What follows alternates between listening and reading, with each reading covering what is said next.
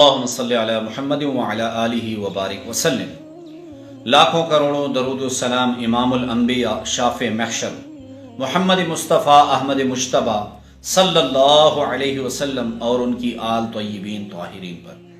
تو میرے بھائیوں اور میری بہنوں، مجھے واٹس ایپ پر 90% بلکہ میں کہوں کہ 95% میسیجز ایسے آتے ہیں کہ مولانا صاحب ہمارے لیے استخارہ کر دیجئے، حساب کتاب لگا لیجئے کہ یہ رشتہ ہمارے لیے بہتر ہے کہ نہیں، مولانا صاحب یہ نوکری ہمارے لیے بہتر ہے کہ نہیں، میں نے کاروبار کرنا ہے، کون سا کاروبار کروں۔ میری غرض یہ ہے، آپ کو آج ایک ایسا طریقہ بتا رہا ہوں، اگر آپ استخارہ کرنا چاہیں اس طریقے سے استخارہ کریں تو اللہ رب العزت کی طرف سے خود اشارہ آئے گا کہ یہ کام صحیح ہے کہ نہیں ہے، آپ کو خود بتا دیا جائے گا کہ آپ یہ کام کریں یا نہ کریں۔ طریقہ وہ کون سا ہے؟ انتہائی آسان طریقہ ہے۔ آپ نے اول آخر 11 مرتبہ درود شریف پڑھ کر بیچ میں آپ نے 11 مرتبہ سورہ فاتحہ، 11 مرتبہ سورہ اخلاص اور 11 مرتبہ تیسرا کلمہ پڑھ لینا ہے۔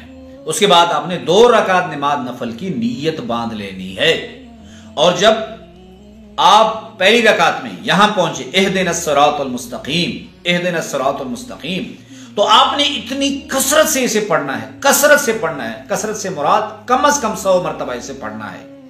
جب آپ یہ پڑھیں گے پہلی رکعت اور دوسری رکعت میں تو اللہ رب العزت آپ کے چہرے کو خود اشارہ دے دیں گے فرشتے کے ذریعے۔ اگر آپ یہ پڑھ رہے ہیں آپ کا چہرہ دائیں طرف مڑ جائے تھوڑا سا، تو اس کا معنی یہ ہوگا، اس کا مطلب یہ ہوگا کہ آپ جو کاروبار کرنے جا رہے ہیں وہ کریں۔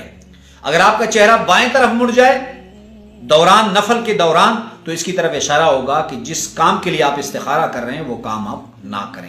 اگر آپ کسی جگہ بچی کا رشتہ دینے جا رہے ہیں، یا بچے کے لیے رشتہ کرانے جا رہے ہیں، یا آپ کاروبار کرنے جا رہے ہیں، تو آپ کو رہنمائی چاہیے کہ کاروبار کروں میں یا نہ کروں، تو آپ نفل کی نماز کی نیت باندھ لیں، اور اس سے پہلے جو میں نے عمل بتایا ہے وہ عمل کریں۔ اگر دائیں طرف آپ کا چہرہ مڑ جائے تو اس کا معنی ہوگا یہ رشتہ، یہ کاروبار آپ کریں۔ اگر بائیں طرف مڑ جائے تو اس کا معنی ہوگا یہ رشتہ اور کاروبار آپ نہ کریں، اس میں آپ کے لیے بھلائی نہیں۔ بہت مجرب زبردست عمل ہے، اللہ رب العزت آپ کو بھی اشارہ دیں گے، اللہ رب العزت آپ کو بھی بتائیں گے، بس آپ